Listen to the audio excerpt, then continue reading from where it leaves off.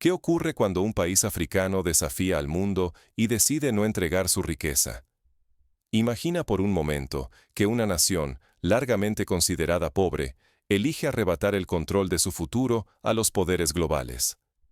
Esa nación es Burkina Faso, un país que hasta hace poco era símbolo de dependencia y hoy se ha convertido en referente de soberanía africana.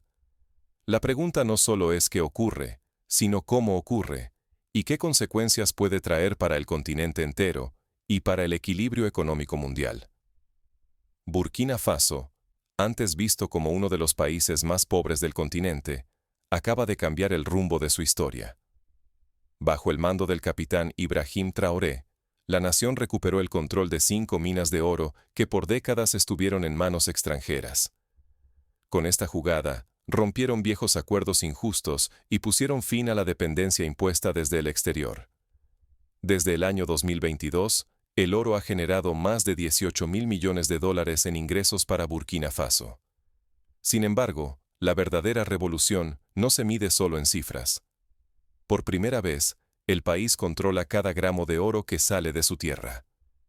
Ahora, esa riqueza financia proyectos nacionales y sueños propios, sin pedir permiso ni aceptar condiciones de prestamistas extranjeros.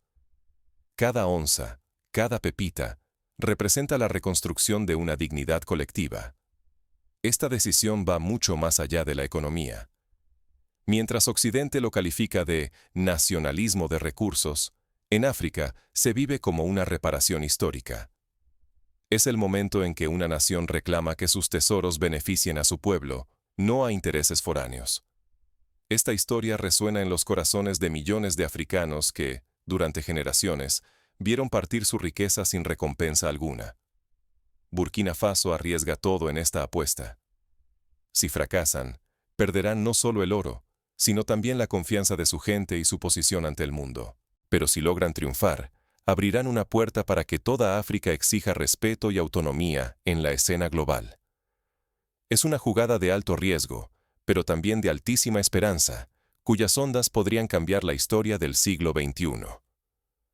Para comprender cómo comenzó esta silenciosa revolución y qué llevó a Traoré a desafiar al sistema, hay que viajar al origen de esta transformación radical. La historia tiene raíces profundas, tejidas con hilos de resistencia, frustración y sueños postergados. Recordemos que en los años 60, cuando se lograron las independencias africanas, muchos países heredaron sistemas económicos diseñados para servir a los antiguos colonizadores. Todo cambio tiene un punto de partida. La historia de esta rebelión comienza mucho antes de los titulares internacionales. Burkina Faso, bajo otros nombres y gobiernos, ya había sido escenario de luchas contra el dominio extranjero. Por ejemplo, en los años 80, Thomas Sankara intentó un modelo de autosuficiencia, aunque fue interrumpido trágicamente. La semilla de la soberanía fue plantada hace décadas y, ahora, florece bajo nuevas circunstancias. Burkina Faso, de símbolo de dependencia colonial, a inesperado referente de soberanía africana. ¿Cómo pasó de ser saqueado durante décadas por multinacionales a desafiar el sistema financiero global y reclamar el control de su oro? Esta es la historia de una revolución silenciosa, nacida del cansancio y la dignidad herida de todo un pueblo. A modo de ejemplo, mientras miles de toneladas de oro salían rumbo a Europa, los hospitales en Ouagadougou carecían de material básico y los profesores trabajaban por sueldos mínimos. Durante más de medio siglo, Burkina Faso fue rehén de contratos coloniales camuflados de desarrollo. Los acuerdos estaban diseñados para enriquecer a empresas extranjeras, no para sacar de la pobreza a los burkineses. Mientras el oro cruzaba fronteras rumbo a Suiza y otros refugios fiscales, los mineros locales apenas sobrevivían, condenados a observar cómo su riqueza financiaba fortunas ajenas. Esta situación no es única. Basta recordar la historia del Congo belga, donde el caucho y los diamantes financiaron imperios, pero dejaron miseria en su lugar de origen. Ese metal precioso, capaz de construir hospitales, escuelas y caminos, se convertía cada año en estadísticas de pobreza y dependencia. Las reglas no las ponía Burkina Faso, sino organismos internacionales y juntas corporativas a miles de kilómetros. Cada tonelada extraída era una advertencia. La independencia sin propiedad real es solo una ilusión. En los años 90, organismos como el Fondo Monetario Internacional y el Banco Mundial imponían reformas estructurales que, en la práctica, perpetuaban la fuga de recursos. En ese contexto de resignación, apareció el capitán Ibrahim Traoré. Militar de formación, estadista por convicción, Traoré entendía que seguir el mismo juego perpetuaba la humillación nacional. Desde su primer discurso fue tajante. De nada sirve la bandera si nuestros recursos no nos pertenecen. Su mensaje recordaba a líderes como Julius Nyerere en Tanzania, quien también defendió la idea de que la verdadera libertad implica el control de los recursos. El punto de inflexión fue tan audaz como inesperado. Bajo su mando, el Estado inició auditorías masivas en las minas, revisó cada contrato firmado en las últimas décadas y descubrió patrones de evasión, manipulación de costos y robos avalados por la legalidad internacional. Un ejemplo concreto: una sola mina declaraba solo la mitad de su producción real, desviando el resto a cuentas en el extranjero. Lo que parecía una economía inofensiva era, en realidad, un mecanismo perfeccionado para drenar riqueza y mantener a Burkina Faso sometido. El riesgo era inmenso. Desafiar a multinacionales y potencias extranjeras podía aislar al país, o incluso provocar represalias económicas. Pero no hacer nada equivalía a aceptar la condena de pobreza crónica y dependencia eterna. Países como Irán y Venezuela han sufrido sanciones severas por desafiar al orden económico global, una advertencia que Burkina Faso no podía ignorar. Burkina Faso apostó todo por el cambio, sabiendo que el futuro de millones y la dignidad nacional estaban en juego. Pero lo que siguió no fue solo una batalla legal o administrativa. Fue el inicio de una revolución interna, una transformación en la mentalidad y el coraje colectivo. Por ejemplo, sindicatos de mineros y asociaciones civiles se sumaron a la causa, organizando marchas y campañas para exigir transparencia y manejo nacional de los recursos. Lo que parecía imposible empezó a tomar forma concreta: el control real de los recursos y la redistribución de la riqueza. Pero el precio de desafiar al sistema global apenas comenzaba a hacerse visible. Sanciones veladas, amenazas de corte de ayuda internacional y campañas mediáticas buscaron desacreditar el experimento burkinés. El oro perdió su antiguo silencio. Ahora hablaba el idioma de la independencia. No se trataba solo de lingotes en bóvedas, sino de herramientas para construir el futuro. En menos de 2 años, Burkina Faso destinó recursos a la construcción de más de 100 escuelas en zonas rurales, un acto concreto que transforma vidas y rompe ciclos de pobreza. El verdadero punto de inflexión llegó cuando la Asamblea Nacional de Burkina Faso aprobó una ley minera sin precedentes. El Estado obtuvo la mayoría en todas las nuevas concesiones, con derecho legal a intervenir en cada fase de la explotación y la obligación de que las empresas reinviertan una porción significativa de las ganancias en las comunidades locales.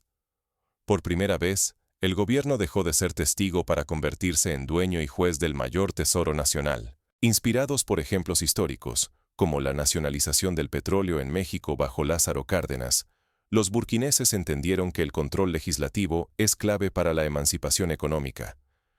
Pero la riqueza recuperada no llegó limpia.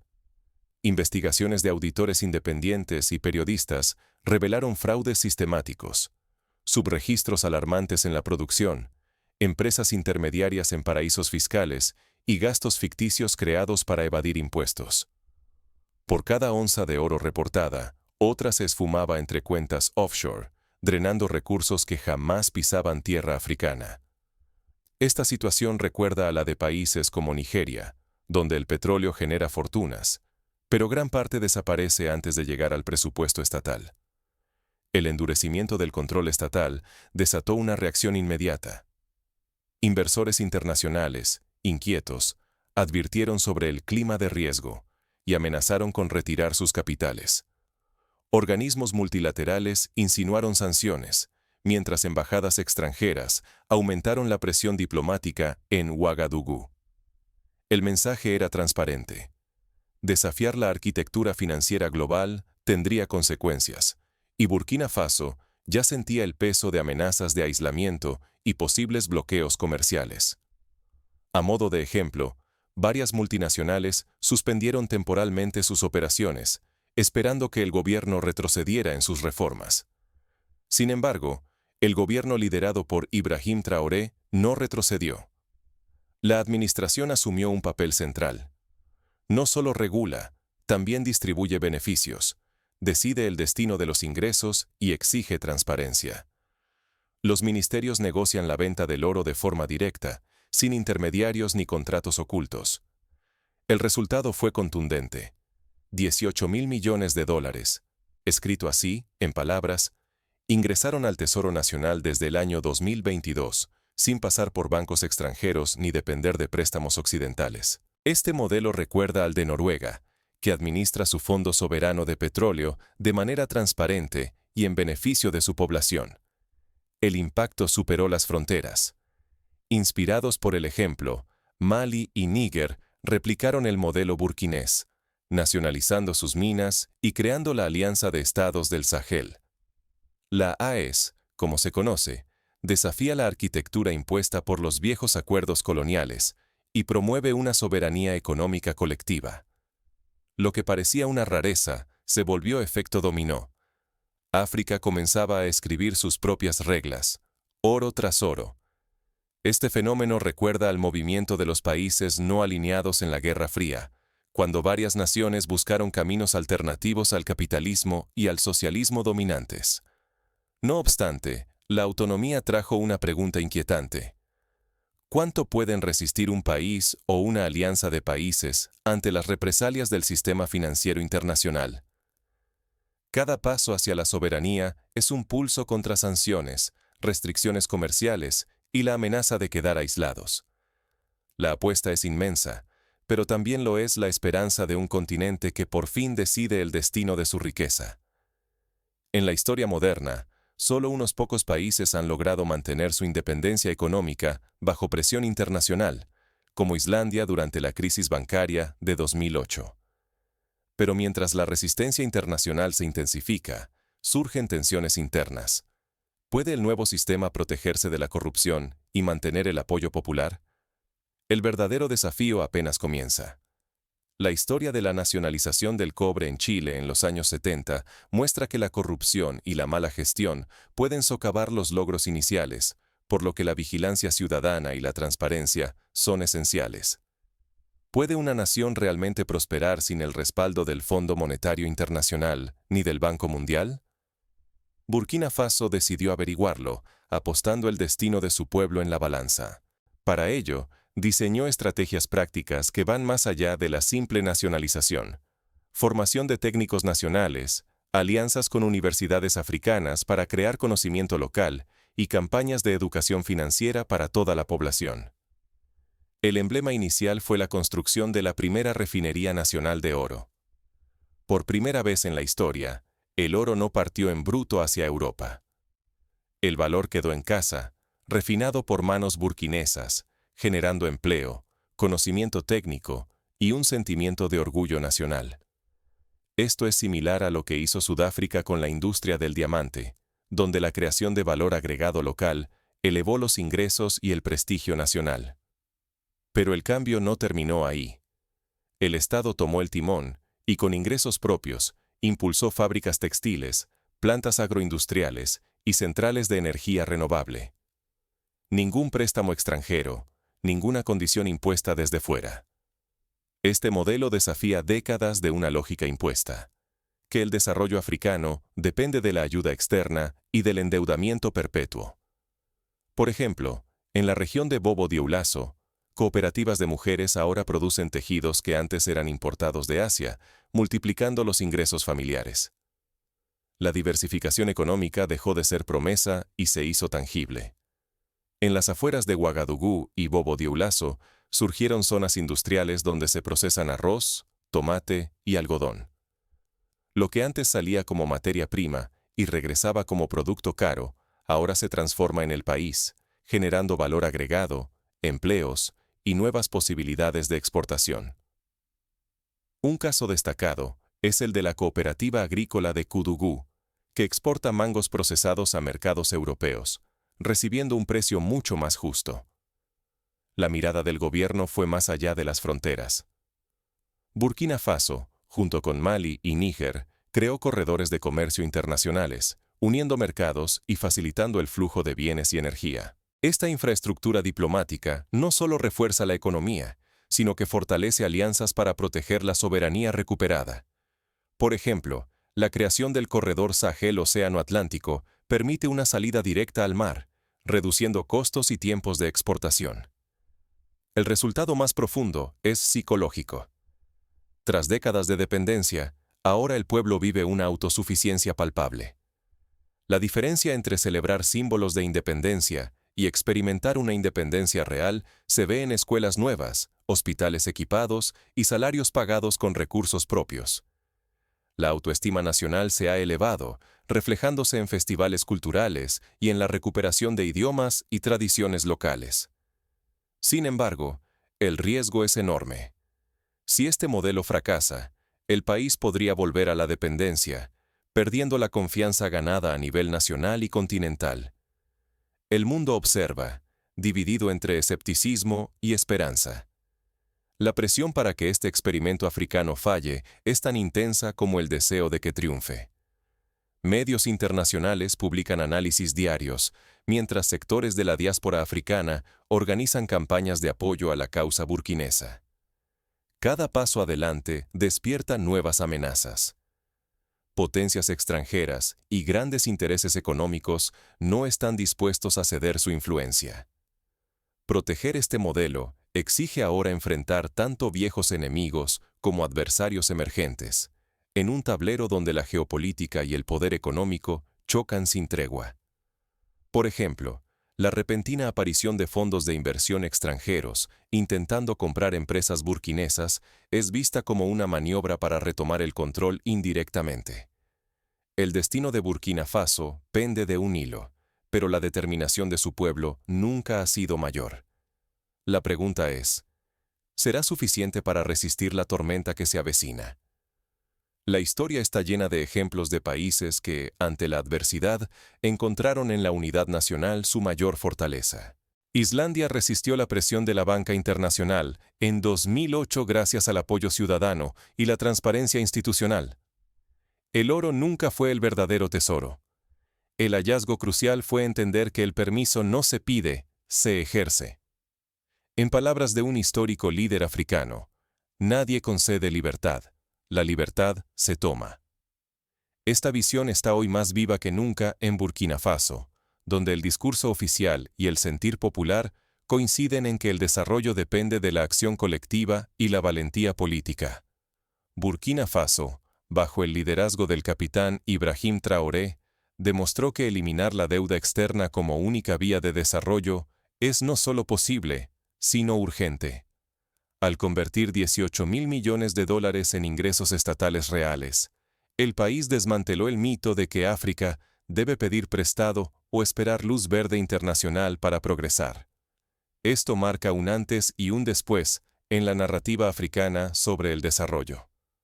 La clave estuvo siempre en casa.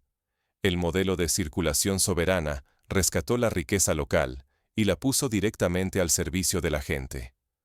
Así, el oro no salió en promesas vacías, sino que se convirtió en hospitales, escuelas y salarios para familias burkinesas.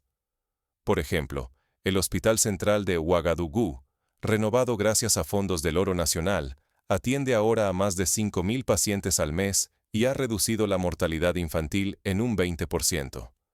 Pero lo esencial no son solo las cifras. Lo importante es cómo esos recursos dejaron de ser datos y pasaron a ser industrias vivas, empleos, cambios cotidianos. El desarrollo salió de los informes y llegó a las manos de la gente común. La historia de la familia Ouedraogo, que gracias a nuevas becas universitarias pudo enviar a sus hijos a la universidad sin endeudarse, es solo una entre miles de historias de transformación real. Este ejemplo burkinés ya inspira a países como Tanzania, Ghana, Zimbabue y toda la región del Sahel. Cada uno observa, preguntándose si el modelo puede adaptarse a su realidad y romper cadenas históricas de dependencia. Delegaciones de estos países han visitado Burkina Faso para estudiar el sistema y se han firmado acuerdos de cooperación técnica para compartir buenas prácticas. La revolución más profunda es mental. África puede y debe gobernar su propia complejidad, redefinir su confianza y medir el avance por resultados tangibles, no por aprobaciones ajenas. La decolonización dejó de ser solo política. Ahora es económica y psicológica. Es el proceso de pasar de la autolimitación impuesta por siglos de dominación a la autoafirmación basada en logros concretos. El mayor peligro es quedarse a mitad de camino. Si otros países solo copian la superficie y no asumen el control total de sus recursos, estarán entregando su propio futuro. Aprender de la experiencia de Burkina Faso puede ser la llave para que todo un continente rompa sus cadenas. La historia de la nacionalización de la industria petrolera en Argelia enseña que copiar el modelo sin adaptarlo a la realidad local puede tener consecuencias negativas.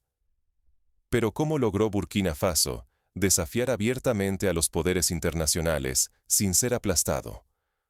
Para entenderlo, hay que mirar de cerca el pulso político y las alianzas inesperadas que tejió el país en las sombras. Burkina Faso supo equilibrar alianzas regionales, buscar apoyo en potencias emergentes y diversificar sus socios comerciales, evitando depender de un solo bloque. La diplomacia activa y la prudencia estratégica han sido tan importantes como la audacia política. ¿Quién va a construir el futuro africano? ¿Quienes poseen la tierra o quienes todavía la venden? La respuesta, aunque parece obvia, requiere valentía colectiva y visión de largo plazo. Burkina Faso ha demostrado que la soberanía no se pide, se toma.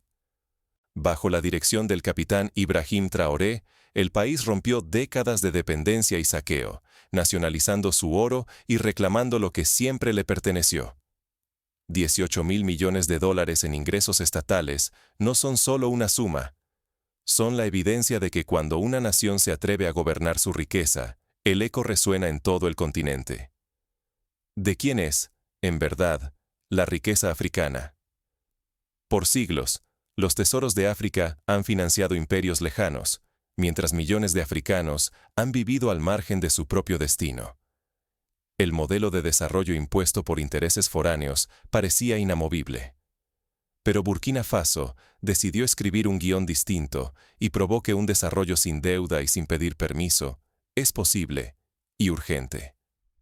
En este sentido, la historia de la India tras la independencia, que apostó por la autosuficiencia alimentaria, ofrece un paralelo inspirador. Esto no fue solo economía, fue una declaración de independencia. Por primera vez, el oro extraído de su suelo se quedó en casa. Por primera vez, los beneficios fortalecieron al Estado y no a cuentas ocultas de desconocidos. La dignidad de un pueblo, por fin, no fue subastada. Jóvenes burkineses, que antes soñaban con emigrar, ahora ven oportunidades en su propio país.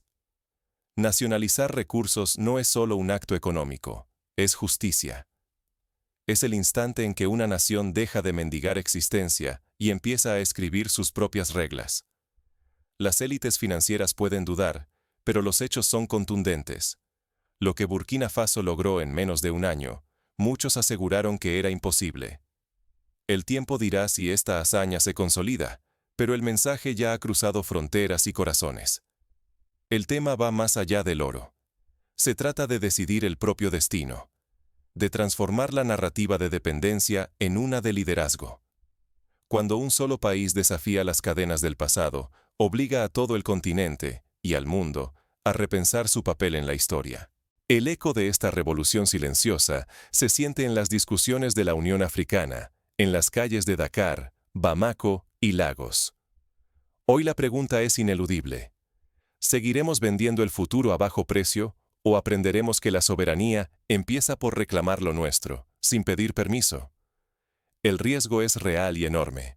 El futuro de África, su dignidad y su sitio en el mundo dependen de cómo cada nación responda a este desafío. La historia ya no la marcan quienes explotan, sino quienes se atreven a recuperar. Reflexiona.